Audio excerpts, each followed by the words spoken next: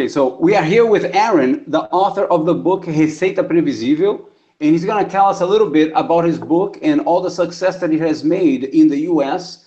And he's looking forward to bringing it to Brazil for us entrepreneurs to use it here as well.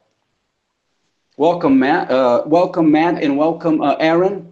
Yep. Thanks, guys. Happy to be here. And Matt. We got Matt too. Yes. Yeah, it's going to be fun. Having used predictable revenue in the U.S. and now really taking advantage of it for the last 2 years here in Brazil. It's going to be interesting to have a little chat in terms of your experience, Aaron, and, over the years and seeing it really develop in the U.S. and some of what we're doing here in Brazil. Yep. This is the U.S. version, predictable revenue, and then this is the new Receita. I actually have trouble pronouncing it, but this is the new book in Brazil in Portuguese. Also, there's my newest book. It's called in the U.S. From Impossible to Inevitable. It's come out here, crescimento. I think I got that close in Brazil. So both books came out almost the same time. This is the new one. And I'm very excited about Brazil. I'll get to a little bit about what I've done in the United States, but first let me say I'm excited to come to Brazil in August. I'm excited about Brazil as the country and all the opportunity for entrepreneurs and software and SaaS, software as a service, and just companies learning how to grow. Like, I just see a lot of hunger and ambition and desire for companies to get better and to grow faster and to also at the same time treat people better. So probably the short story about me is here in the United States, I worked at a company called Salesforce.com a ways back. And I went to Salesforce.com because I had started a company that failed before that. So I wanted to learn sales. I created an outbound sales system that helped Salesforce add $100 million in a few years. Since then, it's been more than $1 billion. And the last several years, bunch of years, now the Silicon Valley, they call this book, I'll hold it up. They call this book the Sales Bible of Silicon Valley because it's changed how people design their sales teams and how they sell, and it's spreading. So I'm excited for it to help Brazil as well. Let me pick one idea I think is, one other fun fact that people may not realize. I have 11 children. So oh my God. It's very quiet here right now because my wife actually took everyone outside doing other things today because it's always loud here at the house. So yeah, 11 kids, and I added a lot of kids, and half are adopted, some are it's a little bit everything. But I grew the family from 0 to 11 while writing the books in the last 6 years, while writing the books and while growing the business. So I've heard from a lot of people in Brazil, they're interested, of course, in how to make more money, but also how do you do it while you maintain a family and you have a quality family time? But yes. Let me get back to probably the first idea in the United States, which has made a huge impact, which is the idea that you need to specialize your sales teams. So what this means is you have, instead of a sales team, whether it's 4 salespeople or 400. So the prior model, and still common, is each salesperson does their own prospecting. Maybe they get leads, maybe they don't. They have to respond to and qualify. They close customers, they sign new customers, and they maintain customers. And it's too much. They end up doing a lot of things not very well. So the new model, which works much better, which we can get into, is you break out different roles. Prospectors who prospect. There's become closers or new business salespeople who sign up new customers. And there's different people, different teams that manage current customers. And you could have more types, but it's like a sports team. I don't know of any sports team where everyone's doing everything. Every sports team I know, they've got forwards or attackers. You've got defenders. You've got, everyone has their role and they work together. And that's how sales needs to work too. It has to. So I don't know, guys, have you tried this? Have you seen it in Brazil? I've heard lots of stories from people on email or social who say it's working, but I don't know what your experience has been. Yeah, and I always liken it almost to Henry Ford's assembly line model, how he was able to build that factory model out by specialization along the way. I learned it the hard way because early on, I had everybody doing everything. And I think one of the poignant, most important criteria in the book, one of the most important details is maybe salespeople can do it. Functionally, they have the ability, but they don't have the will. Because they don't have the desire, they're not very good at it. Much, much more likely to get success when you specialize and really put into these buckets of tasks what people are really good at, designed at, and intended to specialize in. Yep. For example, and this is where I found success is when you have someone, if prospecting or outbound selling or cold calling is important to your business, it's just so hard to do it well part-time. But if you get someone who can do it full-time, they can get really, really good at it. And they can stay very organized at it. And it can become a very predictable way to create sales opportunities and customers. But if you're doing it part-time, it doesn't work. At least not in a predictable way. Right. And, I've learned, I think I'm all the way in the other direction now in the 2.0 model that you described in the book, because I've specialized the specialization. So the prospecting piece, we have people prospecting and just doing the list building, just finding the good fits, just building out the information, and then the SDR connecting, and then the rep who's working through the process of sales and closing. More specialization, the better. So I get asked all the time here in Brazil, when is the right time to specialize? How many people? My answer now is 2. Person, try to get some level of specialization in. The only reason you shouldn't specialize is if you have one salesperson. That's the only excuse. Well, even then, so by the way, because one of the questions I get, in fact, again, I got it so often I put the answer into the new book. But one of the questions I get, there's 2 questions I get a lot. The first one is, well, what if I'm small? What if I'm the only one selling and prospecting? Well, you can actually even start there by specializing your time, by blocking out time on your calendar, like Tuesdays or Wednesdays from 2 to 4, or where it's like, okay, and it doesn't have to be for prospecting. It could be for anything that's important, but you got to block it out on your calendar. That's how you can start when you're one person and small. While we're on it, so that's one. The other question I get all the time is, well, if I have a customer and they're being sort of going from one person to the next person to the next person, what if I want my salesperson to be building the relationship from the very beginning, and I want them to own the relationship through the entire process, right? Which makes sense. But when you look at the reality, what happens when, again, a salesperson is juggling multiple sort of tasks, right? There's prospecting, there's customers, there's big customers, small customers, current customers, new customers, old customers. They end up giving some customers, like the ones who are about to buy from them, great service, and they give erratic service to everyone else. So what happens is, if you do this well, and you can do it well, when you have sort of junior salespeople who are either doing the cold prospecting or responding to new leads, those prospects, those new leads, are getting great service from those junior salespeople. And then when they get sort of handed off to their teammate, again, it can be done very seamlessly. They're getting great service when they are trying to buy. And then when they're handed off to the sort of post and after sale managers, then they get great service, because every step of the way, they've got someone dedicated to them and what they need. So they actually get much better service when you specialize and you do it as a team fashion, in a coordinated way. Yeah, I know we're going to talk a lot about some of the differences between US and Brazil and applying the model, but there are a lot of similarities too. And I think we're touching upon a couple here early on. And what you're mentioning, I think, is not just US and Brazil, I think it's universal. Think about your customer, care about your customer, understand what your customer needs, wants, best. And it's not always initially what your customer thinks is best. Maybe your customer gets attached to that relationship of one person. but assigning that one person to do everything might not be the best. God, I don't get involved in the sales process at all anymore because I'd be horrible at it. I have a team that is far better at each and individual piece of the process than I am. And I would only mess it up at some level, some customers.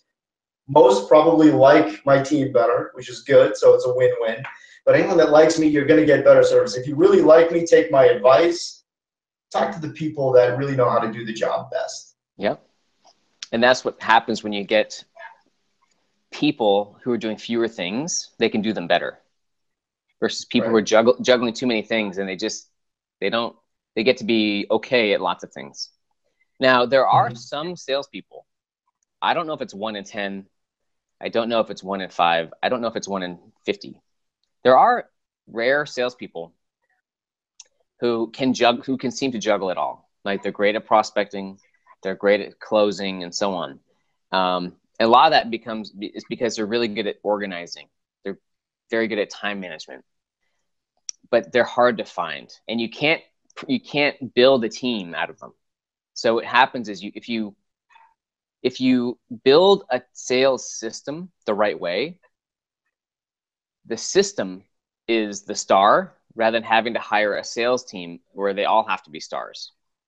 If you have a good sales system, it means that you can take almost anybody who has a good head on their shoulders and they can be successful in sales.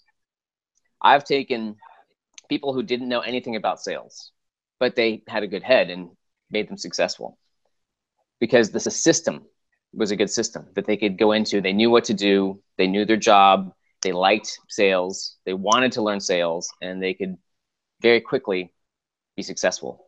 They didn't need years of experience. Yeah, I think one of the unfair advantages that businesses in Brazil have right now, if they really follow the methodology, it's not an art, it's a science. And a science can be applied at scale. It can be measured, it can be iterated upon, and it can help you grow in a very measured, very controlled way. When I think predictable, I think control. I have control over certain elements. I can't sign the contract. I can't pay the boleto. You have to get used to the boleto process, Aaron, if you're going to do this in Brazil.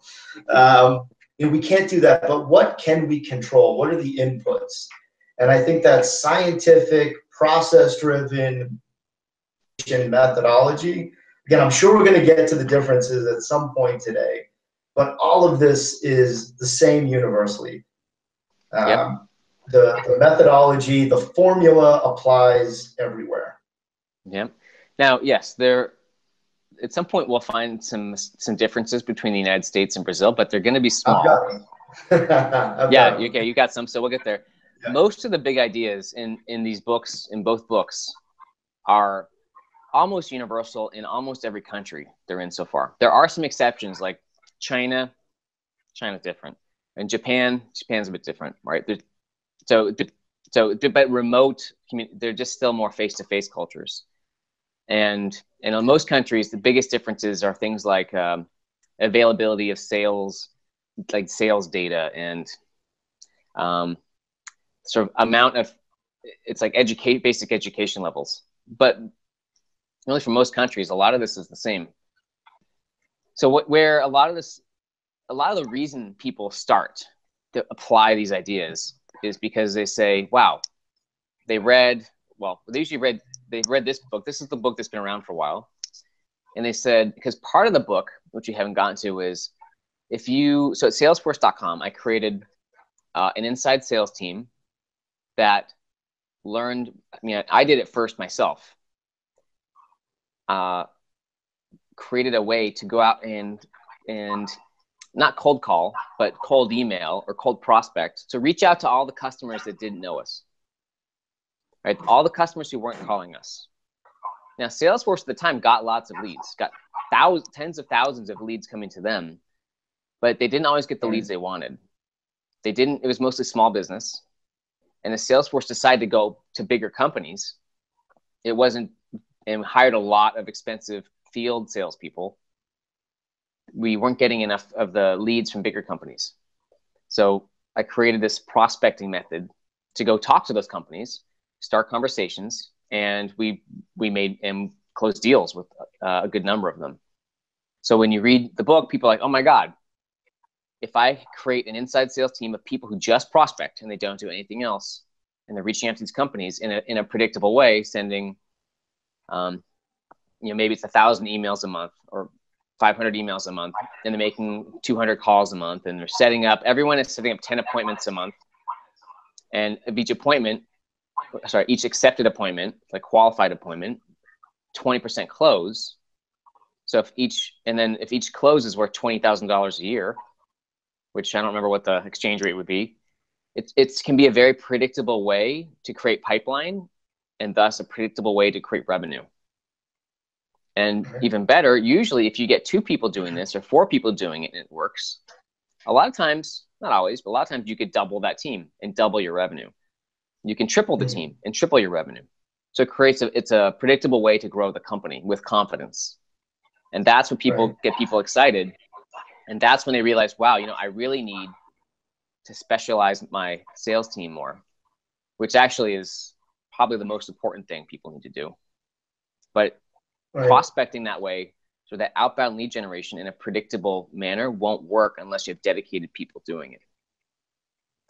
Absolutely right. And we're getting into some of the waters of the differences now in Brazil, not in terms of the value in the methodology, but the acceptance of it.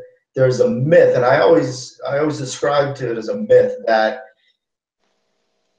sit down with somebody. You have to have the in-person, in-office, shake hands, have dinner meeting in order to get a contract signed in Brazil and really all over Latin America.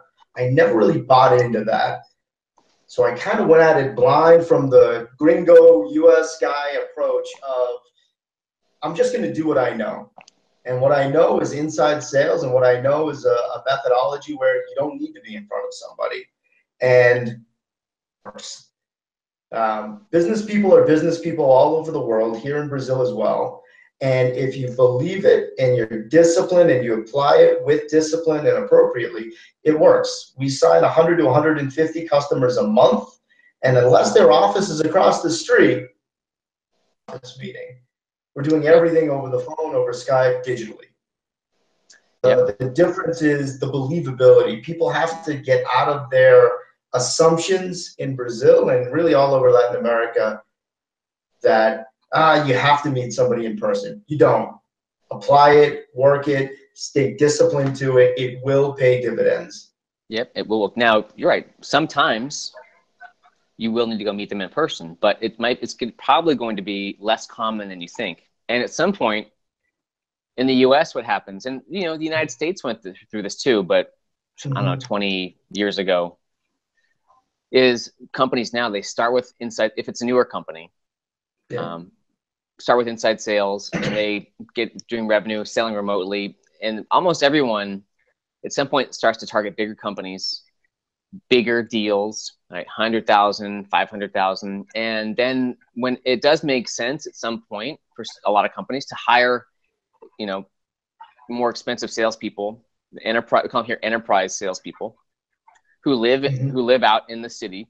So in New York or in San Francisco, or they're remote, and they can go meet in person more easily with, like the big name prospects. But that's usually later. And until then, you might hop on a plane if you really need to meet them in person. Because if it's a big deal, it helps. You get on, until then you get on a plane once in a while, but it's not an everyday thing. So you're right. Right. Even in Brazil, and I've heard so many stories.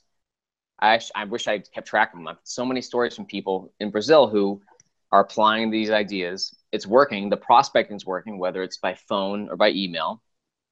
And because you can prospect by phone and email, and a lot of times you can close by phone and email. But at least the prospecting you can do by phone and email, even if you need to at some point set up an in-person meeting later, if it's a big enough deal, if it's like an important enough client. But you're right. I think once people see that it's possible, just like once they see that, it's possible.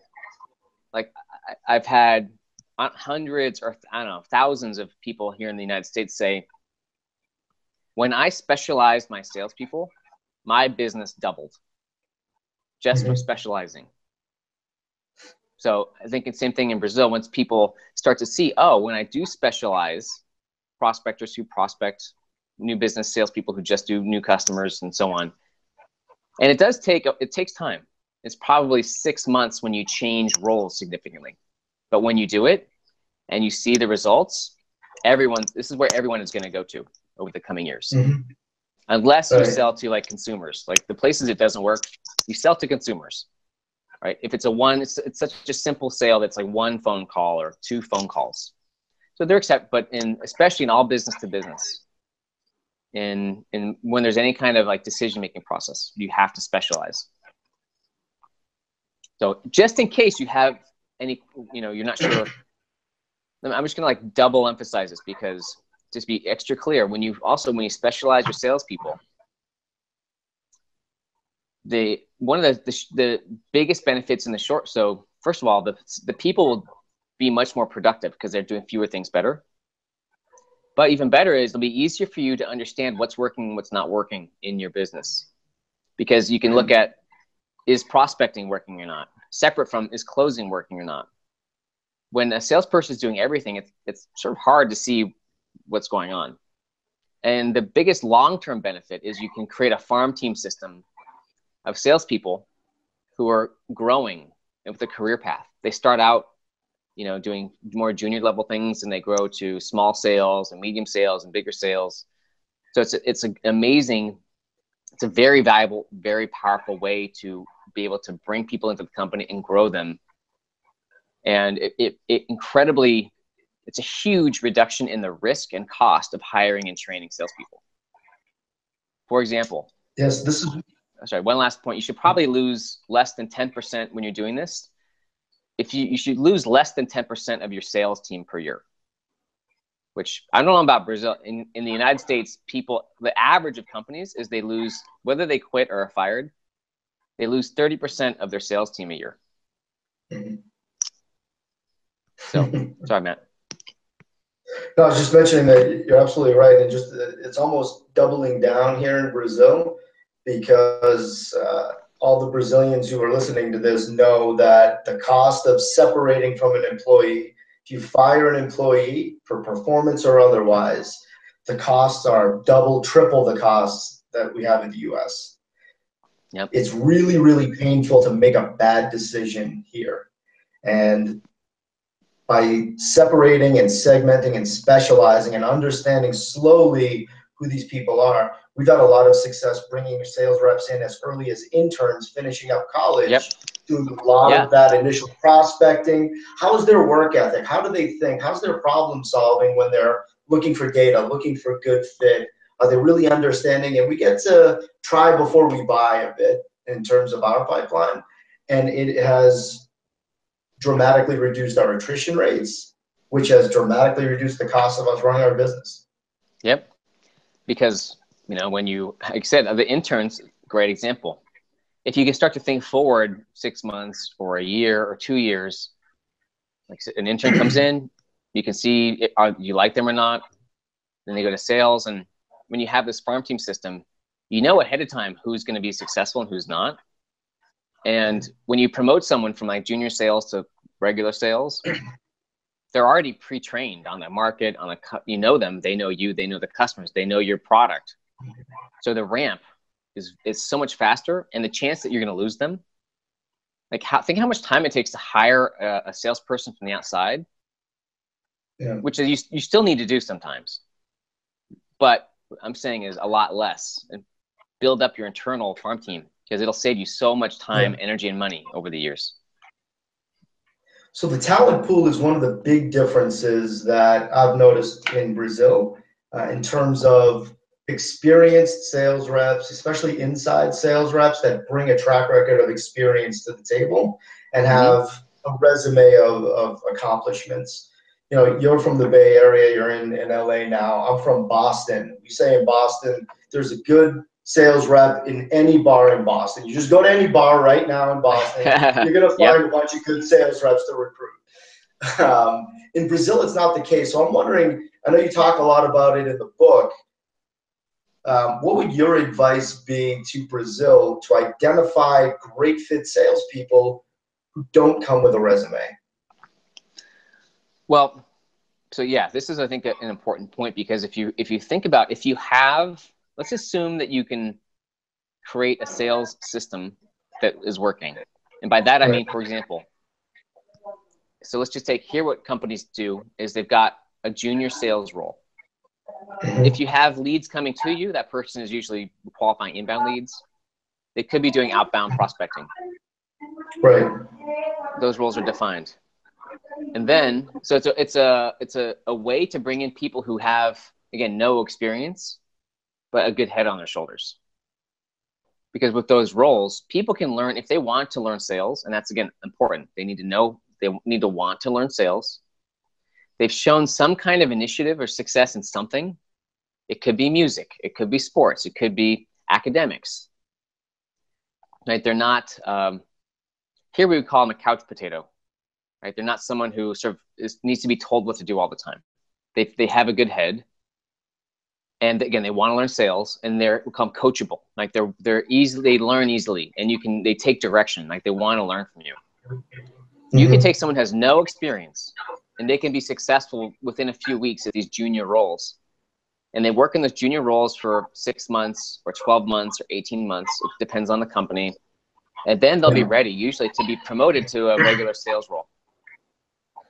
So now if you're selling to big companies and it's more complicated, they might have more years of experience. They can't just go to like very complicated, complex sales yet, but you can grow them in there over a few years. So you can create your own source of trained, capable salespeople that way. It doesn't happen fast. So, but you can do it in a way which is you can be certain of your success in the future. Right. And, the model of specialization and hiring interns and being able to test drive has certainly helped us along the way in Brazil. Again, one of the differences being that you don't get a lot of accomplished salespeople with big resumes here. It seemed to work for us at Rock Content. I took a lot of the methodology from predictable revenue. I combined it with a lot of what Mark Roberge talks about in sales acceleration formula. I know you know Mark as well, and blended it into this formula of what are the personality attributes I'm looking for. Are they accountable? Are they performance driven? Are they coachable? We have a six criteria grading system that we use, and it has nothing to do with sales background. It has to do with performance background. Yes. Yep. Looking at you, even before Salesforce, before predictable revenue, the one thing that would tell me to hire Aaron Ross, he used to compete in Ironman. That's it. This is a guy who wants performance, likes to work hard, likes to go after a goal, is driven. There's the formula I need. That's the guy. Well, having Salesforce 200 million in predictable revenue, that would help me hire you too, but Ironman would be enough. Yeah. Well, and likewise, what I tell people, clients, because we work with companies who are building these teams, and I say, the attitude, like you said, sort of the attitude, whether you call it performance attitude or they just want to succeed, that's the most important thing.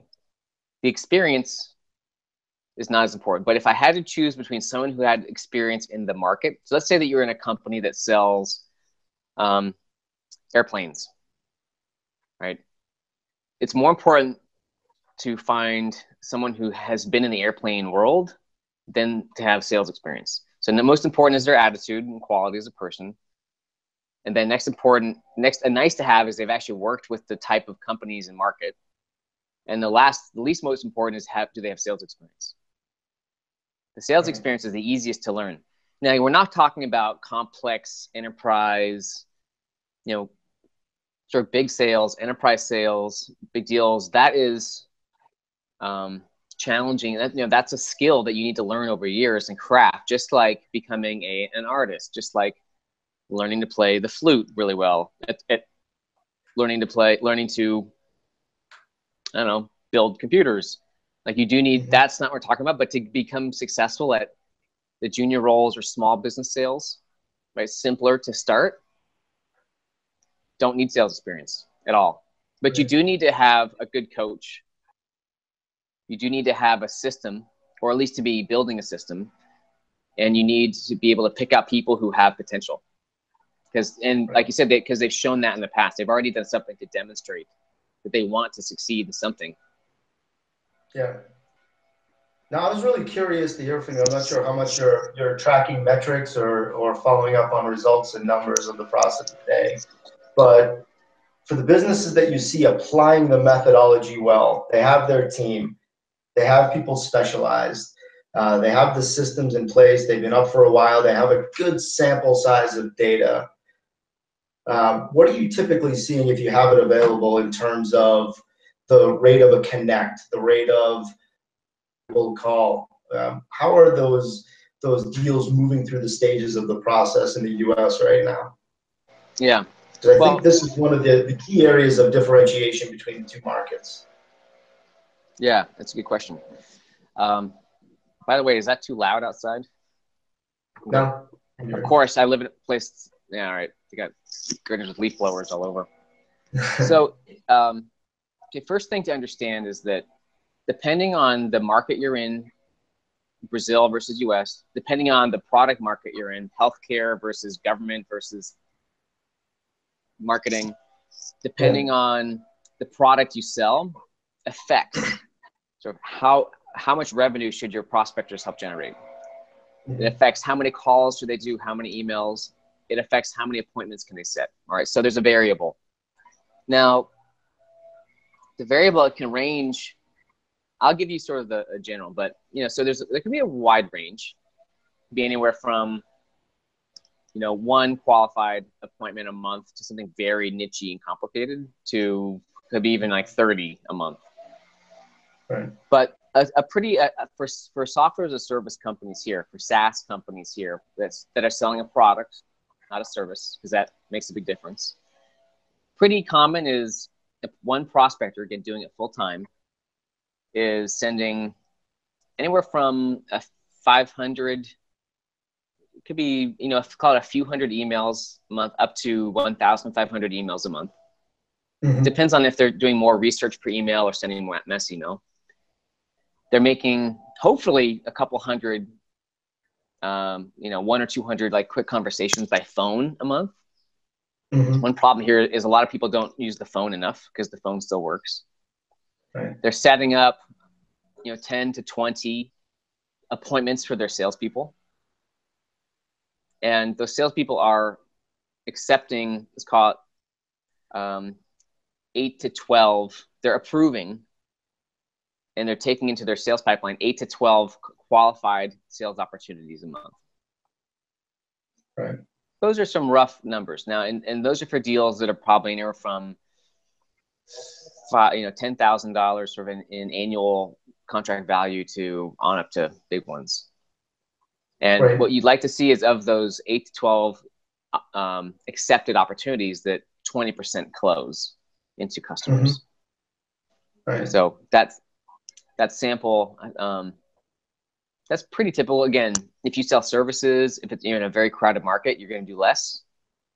Mm-hmm. If you're in a very unique, if you have it's like you just hit everything right, and you also have something a little more like transactional, you could do more. Right. So the easiest way, once you get it working with two people, most companies, you always want them to do better, but it's you get more revenue. Instead of trying to squeeze more out of the people, is to just hire more people. Mm-hmm. Because the math works out. One prospector who there might cost $20,000 a year, or I'm just picking up $25,000 a year, could bring in 20 times that in revenue per year. Goes back to your comment on breaking down the methodology and breaking it down in pieces. Where the opportunities are, where deals are falling out, so where to apply different changes and where to add people or take people away. You can have that vision very, very clearly in the team. If you have it separated, you can have that vision. It's great. Yeah, it's sort of like Lego blocks, where if you need more sales appointments, you could add prospectors. If you need more salespeople, you could add or promote just salespeople. And the nice thing about specialization too is it makes it a lot easier to hire and train and ramp a person. Because if it's just someone, let's say you do have to hire an experienced salesperson who has and they're expensive, it's much more likely they're going to be successful if they have people who are generating leads for them, if they've got other people who are supporting customers for them, and they just have to focus on learning how and closing deals. Right. It's just a lot less risky. And of course, they're going to prospect, but they should only be prospecting themselves to a small number of really strategic or important partners or targets, like 5, 3, 5, 10, or 20, a small number. So, because everybody should be taking the initiative. Ultimately, these books are about how do you take the initiative in your life? How do you take the initiative in your business and do it in a repeatable way? Right. Change is the biggest thing that we need to overcome. Yeah, and everything's always changing. Right. It's sort of a paradox. Change doesn't change. So the numbers you shared are similar to what we heard. Sorry? Yeah. Now, one of the things that we're doing with the book, we're bringing something called Universidad Previsível. So in the United States, it's Predictable University. So that's actually coming out in a few weeks in Brazil to help with training the prospectors and helping create more of a talent pool. And there's just so much to learn and do in sales. So again, Brazil is the country I'm most excited about of any country, probably outside the United States. And in a lot of ways, Brazil's more exciting than the United States because there's just so much more opportunity for companies there. There's like that hunger to grow. As I mentioned at the very beginning, there's a lot of entrepreneurs. They all want to learn. They all want to succeed, especially in technology and services, but not just there. Whether it's Sao Paulo, whether it's Florianopolis, Belo Horizonte, it's just this big movement in Brazil. So I'm not hopeful, but I'm very excited for Brazil as a country and for these economic sectors, because I think there's just it's like we talked about salespeople who have the right attitude. Well, Brazil, at least for a lot of these areas of the economy, I see has like the right attitude, and I'm very excited for your Brazil's future here. It's never easy. Like there's always ups and downs, but there's much better than. There's just no other country I know that's like so hungry for this kind of information and to grow and to improve their companies. I think that excitement comes from one of the areas of difference that I've stumbled upon here in my couple of years applying the methodology from predictable revenue in Brazil. It's something that you should be excited about. We're excited about it. I'm not necessarily excited to let everybody in on the secret because I don't want the good times to end, but I think it's important to share best practices as well. Mentioned earlier in terms of success rates were essentially the same that we got from our US benchmarks that we pulled data from. And I looked at those compared to the numbers we were tracking at Rock Content and saw how staggeringly different they were. But I didn't want to be myopic about it. I didn't want to look at just my data. So I went to some friends of ours in Brazil, some guys that work at a company called MeTime. They have a lot of great data on approach. Some friends at Outbound Marketing have similar data, full of data over there. And it compared to the same numbers, it was virtually identical to the same rates that we were getting. And what we're seeing, and I think why you're so excited, is when we applied the methodology and what we were getting, a 52% phone after we had the introductory email of people would pick up the phone, which you just don't get in the US these days. It's so saturated. You're never going to be that productive. And from that connect to a productive call, meaning you're talking to decision maker, champion, influencer, someone that could give you some decent information, 6% rate of having a productive call. I couldn't believe it. It was amazing. Yeah. The value in applying the methodology is there. Yeah, and that will hold true for at least a few years. At some point, it'll change, but Yeah, no, those are way better than the US. You know, the United States is just saturated with there's just so much marketing. There's so much everything here. Everything's so crowded. Everything's so busy. Which the good news is, it forces people to be that much better at what they do. You can't, you can't be lazy in a way. Which lazy is not the right term, but when a new market, it's easy to get success without being very good at it. I'm sure, I mean, you guys are great, but so as this evolves in Brazil and people get busier, there's more email and more phone calls and people stop picking up the phone, and it'll just force people to get smarter and better and more targeted and up their game, say here. Yeah, people need to read the book. They need to follow the formula, because you talk a lot about qualification and, more importantly, disqualification when you're talking about volume. Yep. And that's another one of the differences here. You know, you're from the US, I'm from the Northeast in the US. We're just not as nice as people in Brazil. People in Brazil are just nicer than we are, Aaron. And because of that, they're willing to talk to you. Which is good in a lot of ways, but getting them to pick up the phone and have that conversation. So those initial numbers look great. It can be troubling when they're willing to talk to you, but there's no real buying intent. You're talking about how to be really careful in terms of spending your time is really very valuable here in Brazil, because it's different, but it just creates a different opportunity, but also a different problem to be conscious of. We need to be sure that we're spending our time in the right ways and being productive at all levels. Yes. So great. Well, I know we're coming up on our time. Let me just say thank you to you guys and to Matt and Tiago and ERP. So is book. Actually, it's an even better book. It's the new one. They're both out now. And actually, Matt, I'm hoping to get to meet you in person when I'm in Sao Paulo in August, because are you coming to the Universidade Previsível event? Do you know about this yet? I have my And there's a book signing.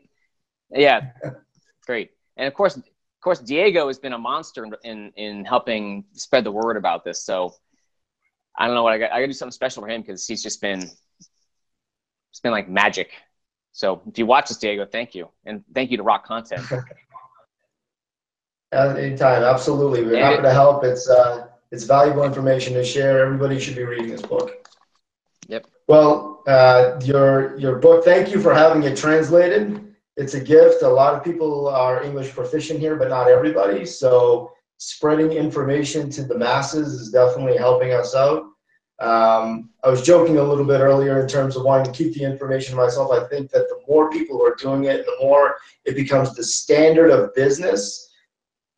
It's the rising tide will lift all boats. Yep, it'll be. I can't advocate the methodology enough. Yep, and what we found here is that there's more information on how to get better. There's more people who want to do it. There's more tools. There's more people you could hire to help with. There's more support. So it does do it. And lastly, I also just want to really thank ERPFlex for helping put this on, Karina and Tiago. So thank you very much. And anyone I get to meet in person down there in Sao Paulo, it's August 15th. We're having a big book signing. I don't have the link or details yet. And on the 16th, I'm doing a workshop with HSM, a masterclass. So if you Google HSM, and I think there'll be a link to these in the show notes when we have them. HSM, Aaron Ross. It's on August 16th in Sao Paulo. So actually, I want to thank HSM. So they actually published the mental book. And then at Grupo Auténtico did the Receita Previsível book. So I've had some great publishers, and I don't know, there's great people in Brazil, so I'm excited to get down there. Come on down. We need you more often. Thank you, Matt. I'll see you soon. All right. We'll see you.